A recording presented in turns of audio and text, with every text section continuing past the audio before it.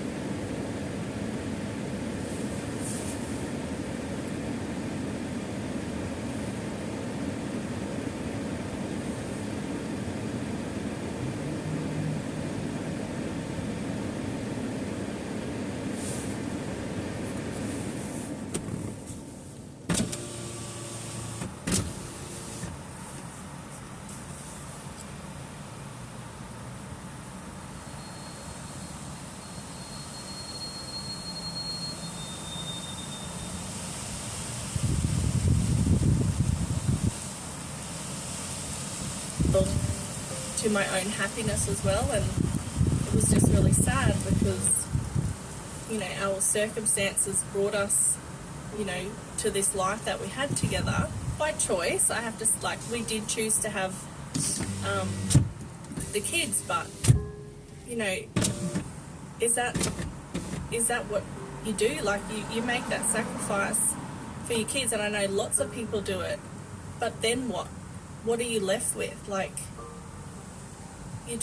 there's just so much expectation, and yeah, I just couldn't do it anymore. He was very upset. We were both really upset, and he had said, like, is there anything I can do? You know, like, I don't want our family to be broken up.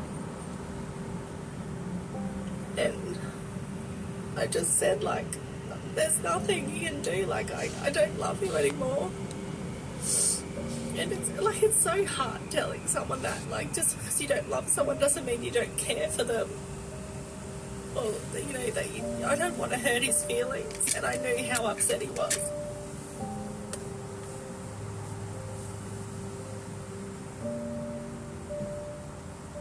With a heavy heart and all of a sudden facing a totally unknown future, just 3 months after saying I do to the father of her children, who she'd been with for more than 6 years, Kate was on her own, and there was only one person whose shoulder she wanted to cry on. I showed up to the early morning gym class, and Ali was there, and we sat in the car, and I just cried, and I told her, you know, that I ended it. And I mean, she was just as shocked, you know, as Jake. She couldn't believe that I had actually done it, and I didn't tell her that I was doing it or anything, so she had no idea. But yeah, I relied on her a lot. I cried to her so many times.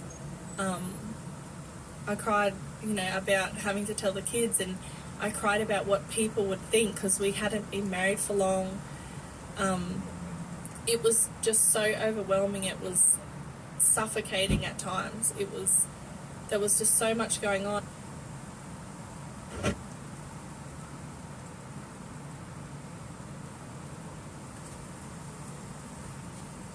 And was finding so much comfort in her, and thinking, like, this is bad. Like, I feel so upset and sad about my family, but I kind of like this person. I just felt it was so twisted and wrong and so inappropriate, but I kept leaning on her and talking to her, and like, she definitely helped me through it. A week later, Jake had moved out of the family home and they were working together on how best to co-parent. It wasn't easy on either of them. Despite this being Kate's decision, it was the hardest thing she'd ever done. But Ali was there for her. We was definitely spending a lot of time together. It was like the worst, things were happening in my life, but then there was so much excitement happening in my life at the same time. It was a weird feeling because I'd be so upset and depressed and then insanely excited and happy when I'd talk to her. Yep, Kate had caught the feels. The flirting obviously was sort of at an all-time high. And it only grew. And Ali definitely knew. In fact, they both knew. The inevitable was bound to happen.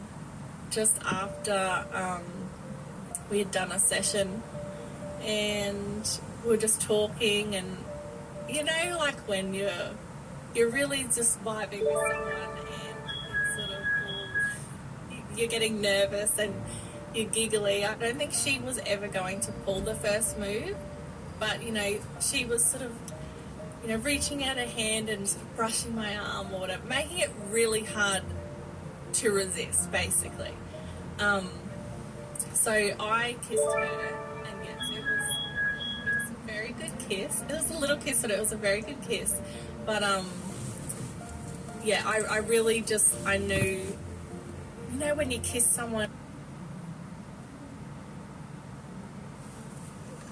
when you kiss someone and there's just so many, there's fireworks, and it sounds very, very cliche, but it was just all the feels. It was just all happening, and I just thought, oh my gosh, I could actually see myself with this girl, and this is crazy.